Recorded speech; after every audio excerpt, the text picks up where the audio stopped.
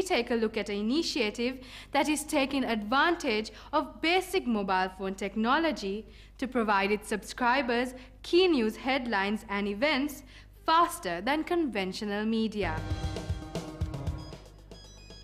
Gone are the days when we had to wait for the 6 o'clock news to tell us what had happened during the day. Today, to keep abreast of things virtually as they happen, one could sign up for regular updates from a text news service such as Jasmine Newswires. Chamathariadasa does not have to travel far to get to work each day. In fact, all he has to do is to reach his phone to begin work. And that he does right here at home, from where he runs an innovative news service on the internet and via the mobile phone. We have freelance journalists who are in touch with their contacts and their sources, so they send in news. Jasmine Newswires was set up in May 2006 as a web-based news service with the supplementary service of news via text messages. It was a timely move in many ways, as the ongoing tensions between the Sri Lankan government and the LTTE had just begun to increase. Jasmine Newswires began sending regular news to their subscribers, often breaking news. I think because we send an SMS and it's very short, it doesn't take long to write, and it reaches people very quickly.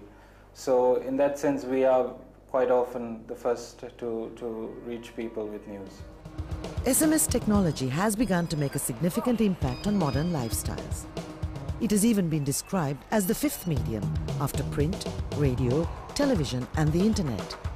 Still rather new to Sri Lanka, the potential of news via text messages first came into prominence when the tsunami struck in 2004. A day after the tsunami, we were in Galle and we were looking for a friend.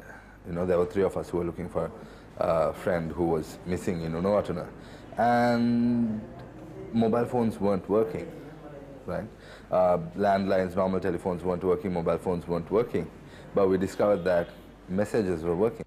In Sri Lanka, Chamathariadasa tests the market with Jasmine Newswires at a time of turmoil for the media industry, with issues of journalist safety and censorship seriously hampering freedom of expression and professional media standards.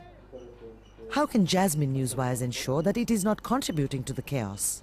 Another policy we have is to have at least 3 sources for any news item, because even one source may not mean that it really happened.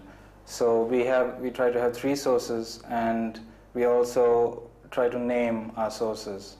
Jasmine Newswires even may be a more credible source than many others, as it could be held more easily accountable for the news it disseminates. It's far more easy to hold these guys accountable for what they send out, because you have a number, you know what the source is, and you can hold them accountable.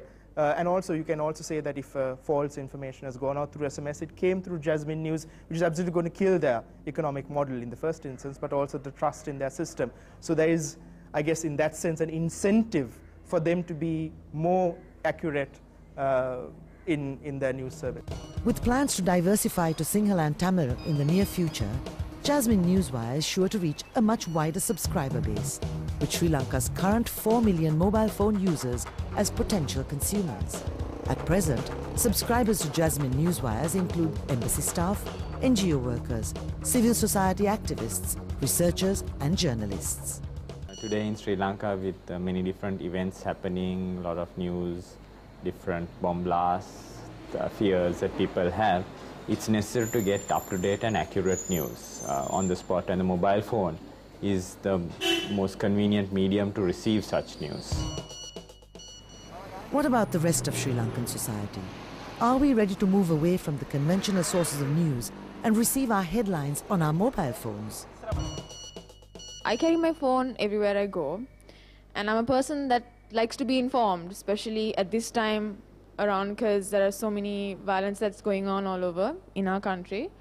So yes, I would like to be I would like to get updated, once in a while about what's happening in the country. Whether we like it or not, we are a society of information junkies. A speedy and reliable news service using new technology could play a significant role in keeping the country better informed and more aware.